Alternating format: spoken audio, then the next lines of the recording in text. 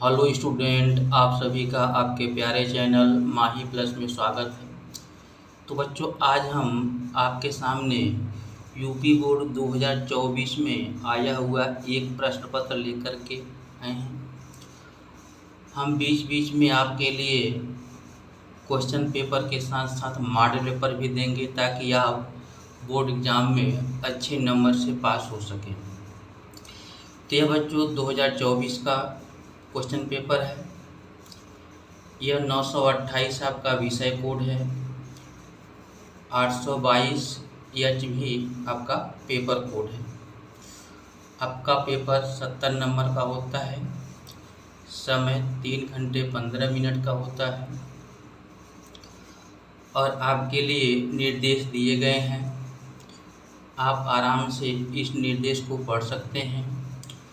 प्रश्न पत्र के 15 मिनट विद्यार्थियों को प्रश्न पत्र पढ़ने के लिए निर्धारित है। दूसरा है, सभी प्रश्न अनिवार्य हैं, कोई भी प्रश्न आपको छोड़ना नहीं है। इस प्रश्न पत्र के अ और ब 2 खंड हैं, अर्थात इस प्रश्न पत्र को 2 भागों में बांटा गया है। पहले भाग को अ कहा गया, दूसरे भाग को ब कहा गया। पहले भाग अ में 1 अंक के 20 बहुविकल्पिक प्रश्न हैं जिनके उत्तर केवल और केवल OMR उत्तर पत्रक पर ही देने हैं। यह जो 20 वैकल्पिक प्रश्न हैं, इसके उत्तर आप अपने उत्तर पुस्तिका पर नहीं लिखेंगे। इसके उत्तर केवल आपको OMR शीट पर ही देना है।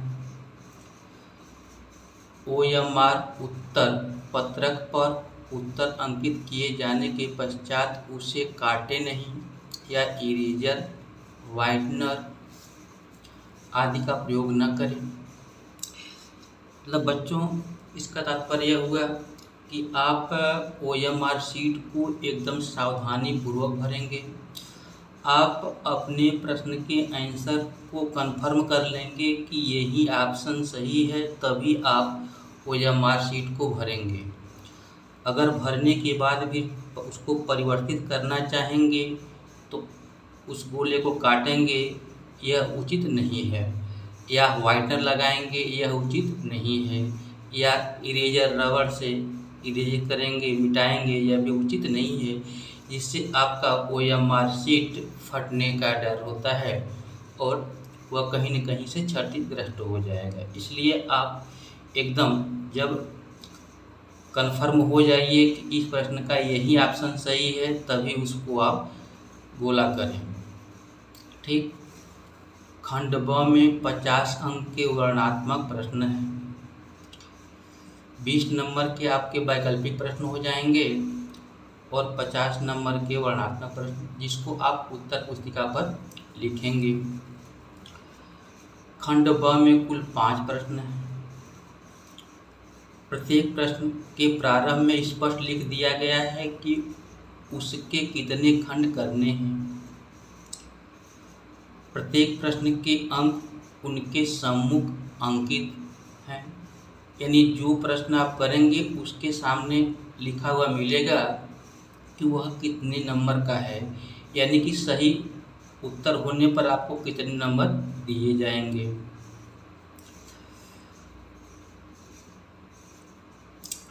प्रत्येक प्रश्न के अंक उनके सम्मुख अंकित हैं। आपने देखा भी, प्रथम प्रश्न से प्रारंभ कीजिए और अंत तक करते जाइए।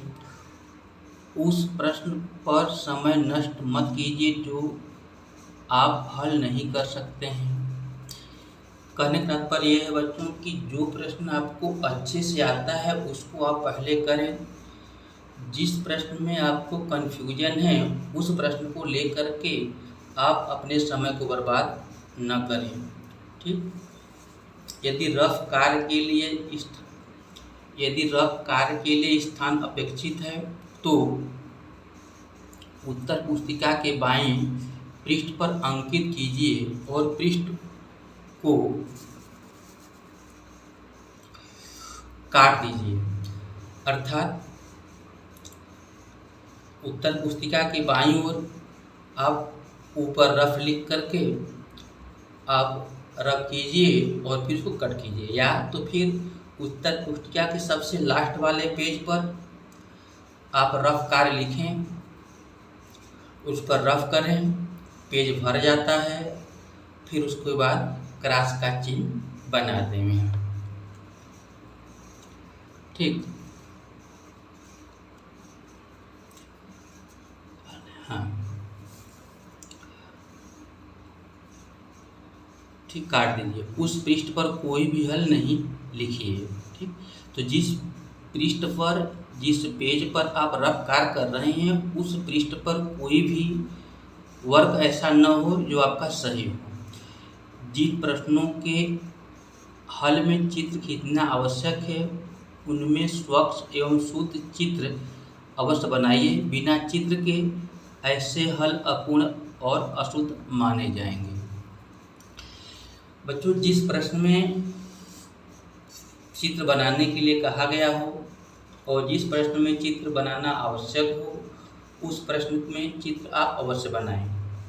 अगर चित्र नहीं बनाते हैं तो आपका वह प्रश्न अधूरा माना जाएगा और पूरे अंक नहीं मिलेंगे। ठीक, तो यह तो कुछ निर्देश थे। 1 से 20 तक प्रश्न बहुविकल्पिक होंगे जिसके उत्तर को केवल और केवल आपको OMR शीट पर ही लिखना है। उसके आंसर को कदापि आप उत्तर पुस्तिका पर न लिखें। ऐसा करने से आपके समय की बर्बादी होगी और उत्तर पुस्तिका पर लिखे गए बहुविकल्पिक प्रश्नों का मूल्यांकन नहीं होता है। 1 से लेकर के 20 तक के प्रश्न जो कि वैकल्पिक होते हैं उनका मूल्यांकन केवल और केवल OMR शीट पर ही होता है। इसलिए बच्चों, आप इस बात का विशेष ध्यान दें कि वैकल्पिक प्रश्नों का उत्तर केवल और केवल OMR शीट पर ही लिखें। उसके उत्तर कदापि आप उत्तर पुस्तिका पर न लिखें क्योंकि उसमें कोई मतलब नहीं रहेगा, आपका चेक नहीं होगा। उत्तर पुस्तिका पर केवल खंड ब के प्रश्नों के ही हल लिखें और जहां आप रफ कार्य लिखें उस पेज पर अपने सही प्रश्नों के हल न लिखें। तो चलिए, तो बच्चों अब हम खंड अ में चलते हैं। खंड अ वैकल्पिक प्रश्न है। इसमें कुल 20 प्रश्न होते हैं। पहला प्रश्न, एक द्विघात बहुपद के अधिक से अधिक शून्यकों की संख्या होगी। 4 ऑप्शन है A, B, C और D। इसके सम्मुख 1 अंक लिखा हुआ है, इसका मतलब कि यह प्रश्न 1 अंक का है। अब इसका जो भी ऑप्शन सही होगा बच्चों, आप अपने OMR शीट के क्वेश्चन नंबर 1 के सामने A, B, C, D में से उस अक्षर को कलर करना है जो ऑप्शन आपका सही है। ठीक, जैसे त्रिघात बहुपद के, तो त्रिघात बहुपद द्विघात बहुपद के 2 शून्यक होते हैं, त्रिघात बहुपद के 3 शून्यक होते हैं। तो त्रिघात बहुपद के 3 शून्यक होते हैं, तो यहाँ पे बी वाला ऑप्शन सही हो गया। अब हम प्रश्न नंबर 1 के सामने A, B, C, D लिखा होगा और उस बी वाले गोले को सर्किल कर देंगे। ठीक इसी प्रकार से नेक्स्ट क्वेश्चन है, संख्या 140 का अभाज्य गुणनखंड होगा। अब आपको अपने से करना है, जिसकी इसका भी 1 अंक का है। ठीक, तो बच्चों नेक्स्ट क्वेश्चन नंबर 3 है आपका, देख लीजिए।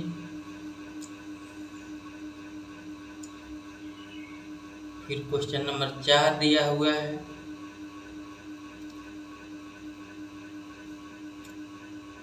यह पेपर आपको हल करना है। इसमें से जो भी प्रश्न आपको समझ में नहीं आए, जिसका आंसर न क्लियर समझ में आए, उसे कमेंट बॉक्स में कमेंट करके हमसे पूछ लीजिए।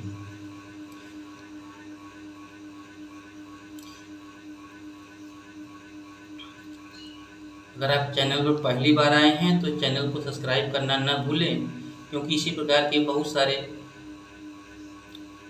चीज़ें हम लेकर आएंगे आपके सामने, जिससे बोर्ड के एग्ज़ाम में आपको अच्छा से अच्छा अंक प्राप्त हो सके।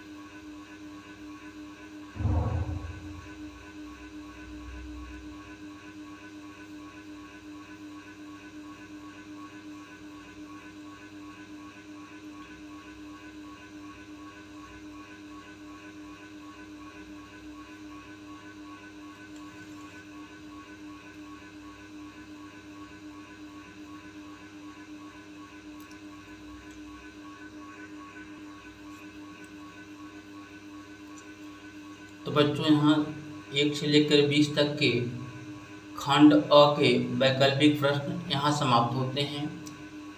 प्रत्येक प्रश्न एक एक नंबर का है। एक बार फिर से मैं आपको बताना चाहूँगा कि वैकल्पिक प्रश्नों के उत्तर केवल और केवल OMR शीट पर ही देना है। इसे आप अपने उत्तर पुस्तिका में नहीं लिखेंगे। बहुत सारे बच्चे OMR शीट पर भी लिखते हैं और उत्तर पुस्तिका में भी लिखते हैं। इस कार्य को इस प्रकार से करने पर आपके समय की बर्बादी होती है। तो ध्यान रहे कि 1 से लेकर के 20 तक के बहुवैकल्पिक प्रश्नों के उत्तर केवल और केवल OMR शीट पर ही देना है। जिस प्रश्न का जो ऑप्शन सही होगा उस ऑप्शन को वहाँ पे पेंसिल से गोला कर देना है, ब्लैक या ब्लू पेन से गोला कर देना है। और गोला एक बार करना है, उस गोले को काटना नहीं है, ना ही इरेज करना है, ठीक, ना ही वाइटनर लगाना है। अब बच्चों हम बात करते हैं खंड ब की। जैसा आपको पहले बताया जा चुका है, कुल 5 प्रश्न खंड ब के होते हैं जो लिखित होते हैं। अब इसमें 20 के बाद 21 नंबर में सभी भाग हल कीजिए। तो इसमें कुल 6 प्रश्न दिए हैं और प्रत्येक प्रश्न 2-2 नंबर के हैं। जैसे कि पहला प्रश्न दिया है, एक घन का आयतन 1331 घन सेंटीमीटर है, इसकी प्रत्येक भुजा ज्ञात कीजिए, 2 नंबर। अब इसका सलूशन आपको साफ साफ स्पष्ट शब्दों में लिखना है। अगर बाई चांस आपको इसका आंसर नहीं आ रहा है, इसको हल करने नहीं आ रहा है, तो ख को करें। जिस खंड को हल करेंगे उस खंड को आप लिखेंगे। जैसे 21 का क कर रहे हैं तो 21 का क लिख करके तब उसका सलूशन आप लिखेंगे। ऐसा नहीं कि लिख दिए प्रश्न नंबर 21 का खंड क और करना शुरू कर दिए ख का, तो वहाँ पे दिक्कत आ सकती है।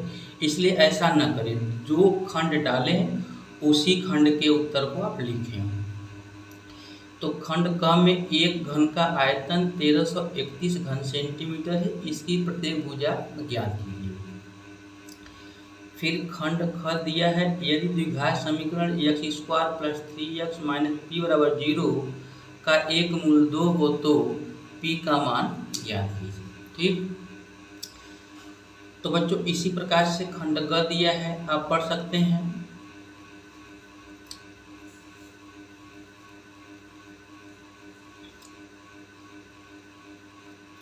इसी प्रकार से खंड घ दिया हुआ है। यह प्रत्येक प्रश्न 2-2 नंबर के हैं बच्चों। आपसे जितना पूछा जाए उतना ही करने का प्रयास करें, उससे ज़्यादा न उससे कम। ज़्यादा करने से कोई नंबर नहीं मिलने वाला है, कम करने से नंबर कट जाने वाले हैं। अंग देख लीजिए,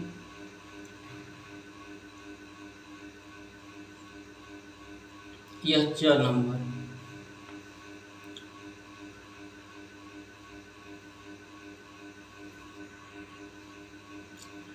क्वेश्चन नंबर 21 पूरा स्क्रीन पर दिखाई दे रहा है बच्चों।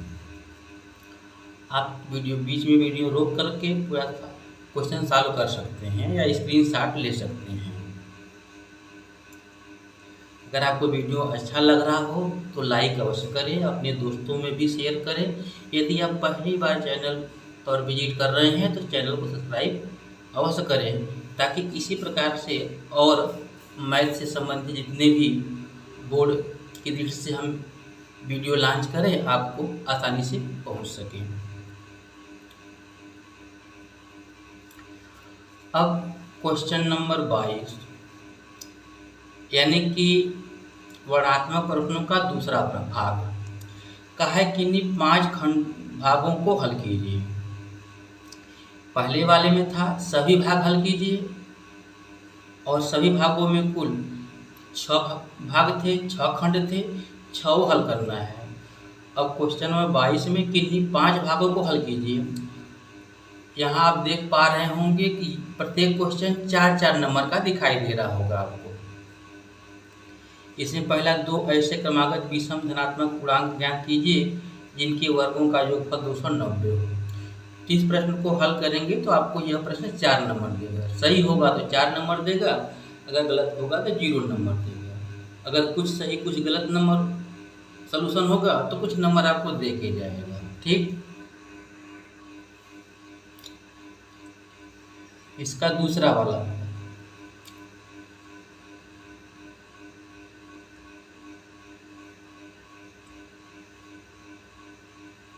तीसरा खंड देखिए।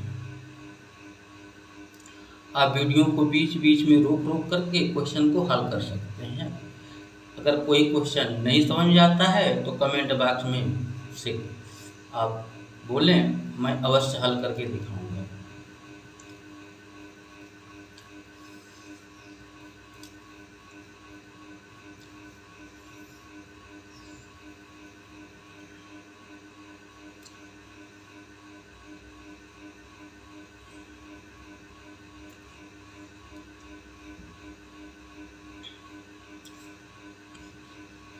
तो क्वेश्चन नंबर 22 में कुल 6 खंड दिए गए हैं। इन 6 खंडों में से कोई 5 खंड आपको करने हैं और प्रत्येक खंड 4 नंबर के हैं। आपको जो खंड अच्छे से आता हो उस खंड को आप पहले करें। हाँ, यह ध्यान रहे कि प्रश्न संख्या और खंड संख्या दोनों आप अवश्य लिखें। ठीक, तो बच्चों अभी तक आपने देखा कि क्वेश्चन नंबर 1 से लेकर के 20 तक के प्रश्न वैकल्पिक प्रश्न थे, जिसका आंसर हमें केवल और केवल OMR शीट पर लिखना है। उसके बाद क्वेश्चन नंबर 21 में कुल 6 खंड करने थे, जिसमें प्रत्येक 2-2 नंबर के थे। क्वेश्चन नंबर 22 में 5 खंड करने थे, जिसमें प्रत्येक 4 नंबर के थे। 5 प्रश्नों में से 2 प्रश्न हो गए। ठीक, वर्णात्मक प्रकार के कुल 5 प्रश्न बताए गए आपको। उस 5 प्रश्नों में से 21 नंबर और 22 नंबर 2 प्रश्न हो गए। अब बचते हैं शेष 3 प्रश्न। तो बच्चों जो 3 प्रश्न बचते हैं वह सिंगल होते हैं, 6-6 नंबर के होते हैं। तो आइए हम क्वेश्चन नंबर 23 की ओर चलते हैं।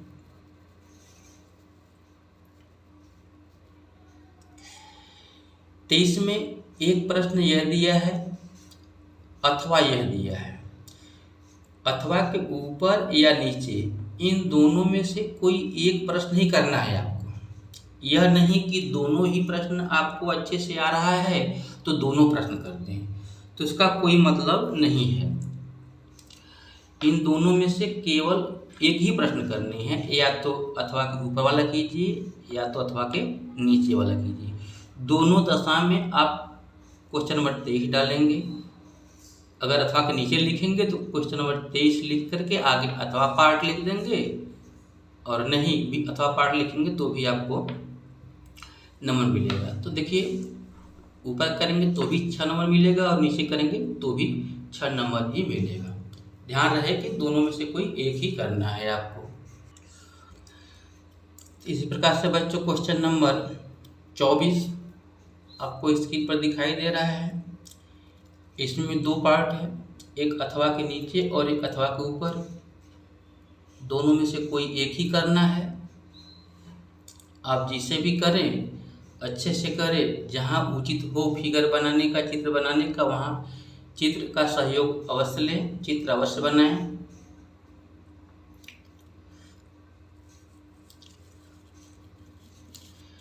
इसके बाद आता है क्वेश्चन नंबर 25।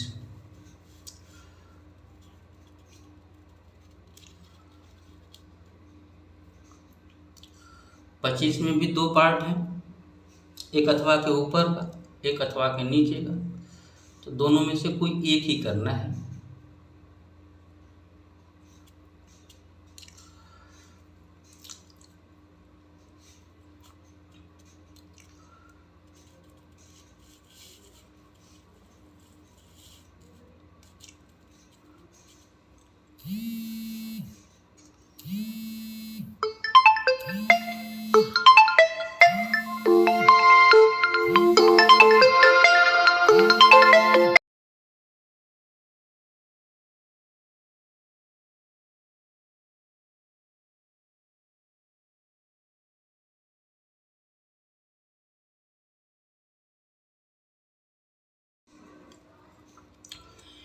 बच्चों, इस प्रकार से आपका क्वेश्चन नंबर 24 भी हो गया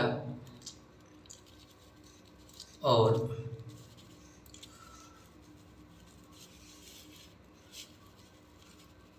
25 भी हो गया। तो इस प्रकार से कुल 25 प्रश्न आपके पेपर में आते हैं, जिसमें प्रश्न नंबर 1 से लेकर के 20 तक वैकल्पिक प्रश्न होते हैं और फिर 21, 22, 23, 24 गणनात्मक प्रश्न होते हैं। 21, 22, 23, 24 को आपको अपने उत्तर पुस्तिका पर लिखना होता है, जो कि 50 नंबर के होते हैं। 1 से लेकर के 20 तक जो वैकल्पिक प्रश्न होते हैं उसे आपको ओएमआर शीट पर अंकित करना होता है, जो कि 20 नंबर का होता है। ठीक, आशा है आप सबों को यह वीडियो अच्छा लगा होगा। आप लोग लाइक भी किए होंगे, सब्सक्राइब भी किए होंगे अगर पहली बार चैनल पर आए होंगे, और अपने दोस्तों में शेयर भी किए होंगे, इस आशा के साथ कि फिर हम अगला पेपर लेके आएंगे आपके सामने। धन्यवाद।